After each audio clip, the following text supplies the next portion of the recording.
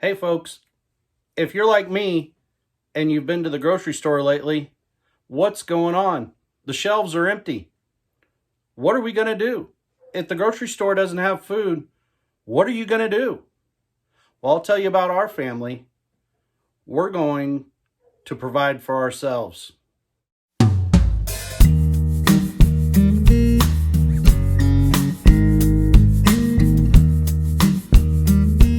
One of the first things that you can do is start making a lot of those essentials that we go to the grocery store for yourself at home. And it's really simple. Today, I'm going to bring you the simplest bread recipe you've ever had. And it is great. It's delicious. Our family loves it. Now, there are some things that are required in order to make bread, and one of those is yeast. Now, we're going to make a sourdough bread that's crunchy, but yet dense and soft, and it's delicious. But that outside coating is crunchy and chewy. In order to make it, you'll have to have a sourdough starter. A wild sourdough starter, preferably. That way you don't have to buy anything from the store other than flour. And if you'd like to know how to make that wild sourdough starter, check out this link up here. So, in my previous video, I've showed you how to make a wild sourdough starter. Now you've had it. It's been roughly a couple weeks since that video's come out. Now what do I do with it, Dale? I'm going to show you what to do with that today. So, what do we do to get started with this recipe? Well, the first thing we have to have is that bubbly, wonderful sourdough starter. Okay? By now, your sourdough starter should be, every day when you feed it, it should double in size. Once it gets to that point, then you'll have an active sourdough starter. Now that we have an active sourdough starter, this recipe is really simple. I'm going to leave a link in the show notes below with the recipe, so you don't have to follow along here with a notebook and paper as we go. But the ingredients are so simple, most people can keep track of it in their head, just like I do. So, how do we get started? Well, the first thing we need is we need a half a cup of that sourdough. I got a 1 cup measuring cup here. So I'll fill it up halfway with this sourdough starter. And it smells wonderful. All that rich fermentation. Some people can refer to this bread. I've heard people refer to sourdough bread as beer bread. I know there's actually a beer bread, but it kind of reminds you of that smell, that alcohol beer smell. We'll come back to that sourdough starter when we get done here and what we're going to do with that to make sure that we have more to make. Then we're going to add a 1.5 cups of lukewarm, unchlorinated water. If you're using tap water, just leave it set on your counter overnight, and the chlorination will leave your water. Now that we have that cup, or 1/2 cup of starter and a 1.25 cups of water, just give it a stir. All we're doing is we're waking up that sourdough starter, the yeast in it, and getting it active. Now once we get that all mixed up to where they're having a party in there, we're going to let this set for a few minutes so that they can get active and get hungry. You know, they get running around and bouncing off of each other and they want something to eat. Now the next important thing that we have to have is unbleached flour. Now you can use whole grain flour, organic flour, as long as it's unbleached is what we're looking for. Now that we've gave it a few minutes for our starter and our water to get active, now we're going to add the flour to it. Like I said, we want 3 cups of unbleached flour. We keep a cup in our flour container here that is a 1/2 cup, so I'm going to put 6 of these in the bowl. You don't have to worry about sifting it or anything like that. That's the beauty of this recipe. Okay, now we've got our 3 cups of flour. Now, bear with me. This is really hard. Really hard. We take the spoon, we put it in the bowl, and we stir. It's that simple. So we want to mix that around. We want to get everybody in the pool, everybody wet. And as we start stirring this, it's going to start getting harder and harder to stir. Keep turning. If you have one of those neat KitchenAid mixers that set on the counter, it comes with this funny little hook thing. It's called a dough hook. I'm hoping that for Christmas, Mama 9 Acres and all the kiddos will get me one, because this gets hard. Not really. How you know you're done with stirring this is when you stir the bowl and it all comes off the sides. Once you reach that point, all you're going to do then, get a little bit of flour on your fingers.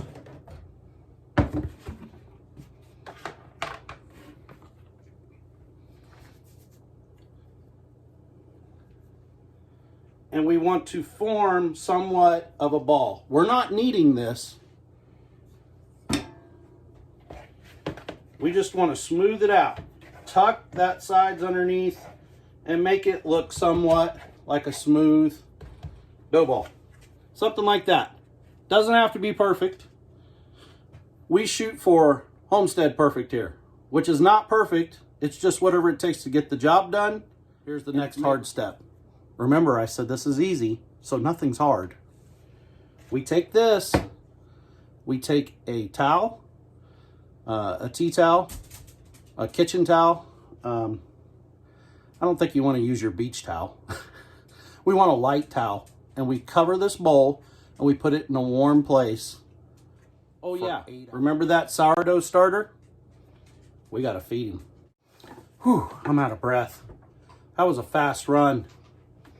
So I got my half a cup of starter put back in my jar. Why did I have to discard?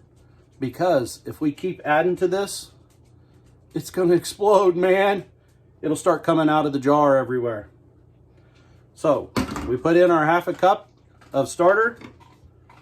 We put in a half a cup of flour.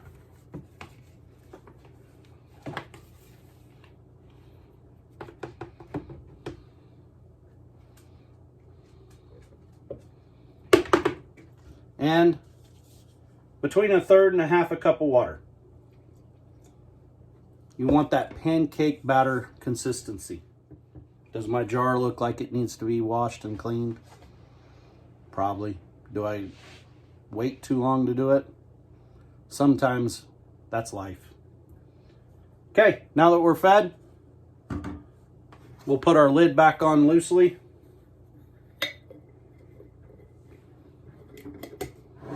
And set it on the 8 hours since we made our bread dough. And we let it rise overnight, right? So wait until you see this.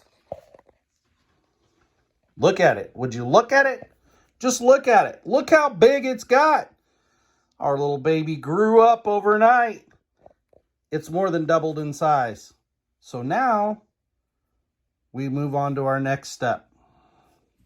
So what's our next step?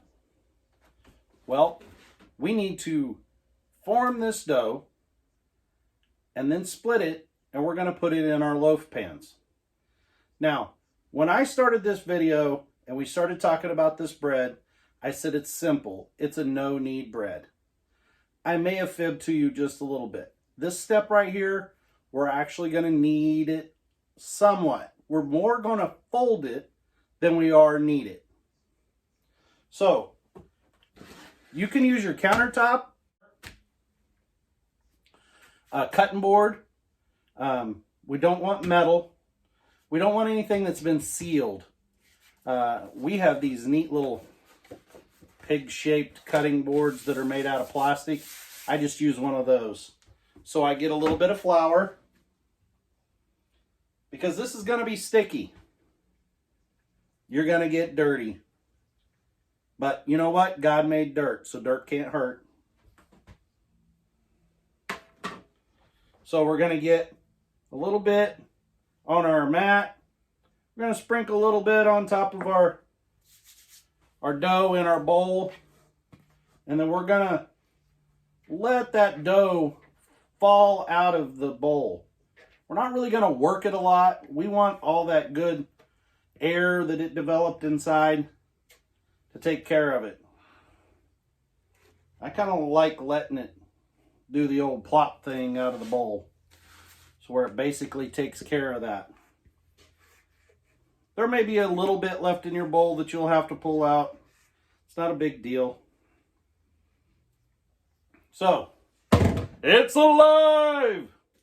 No, it actually is. So now that we've got it, we're going to just start folding it back on itself.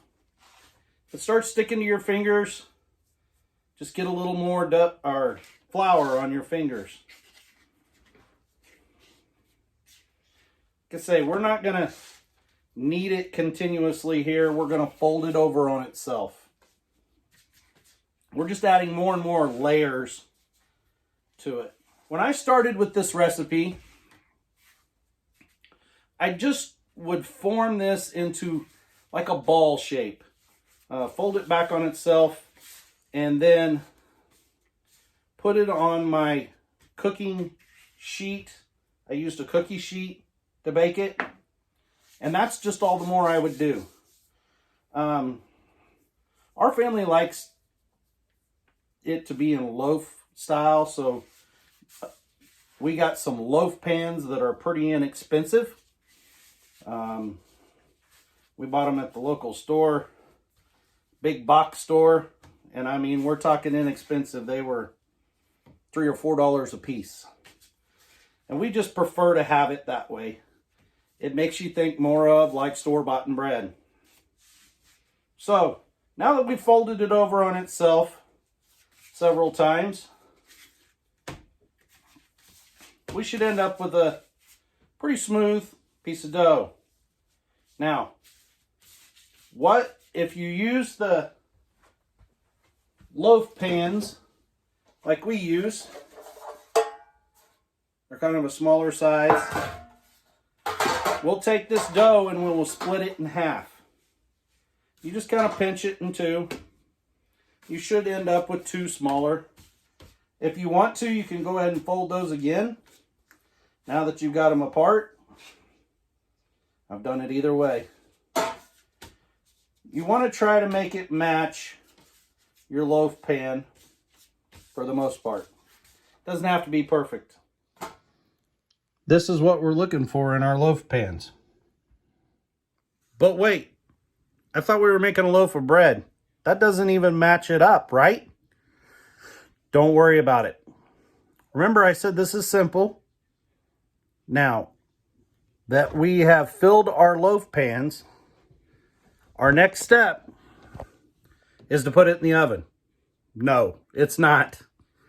We have to let this rise again. So we put them in our loaf pans. We cover them with that towel again for 3 hours. 3 to 4. The longer you let it rise, the fluffier bread you're going to have.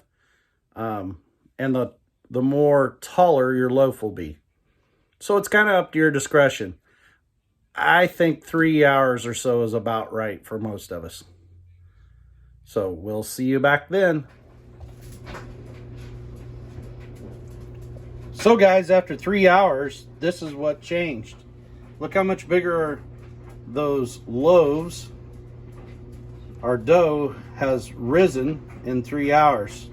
So now we will turn on our oven to 425, let it preheat, and we're going to cook these or bake these for 30 minutes, and then we will check on them.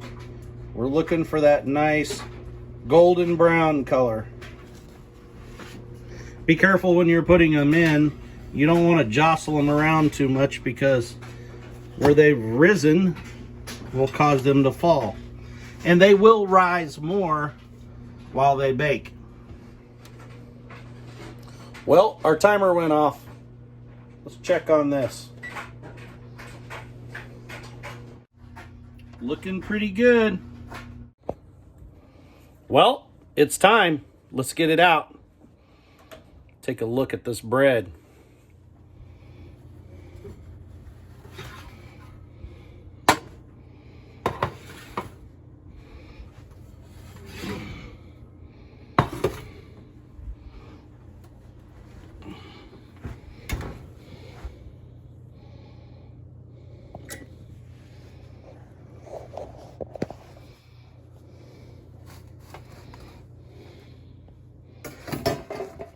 I usually pull it out, set it on a cooling rack, let it set for a few minutes to cool down, and then let's slice some and have a taste test.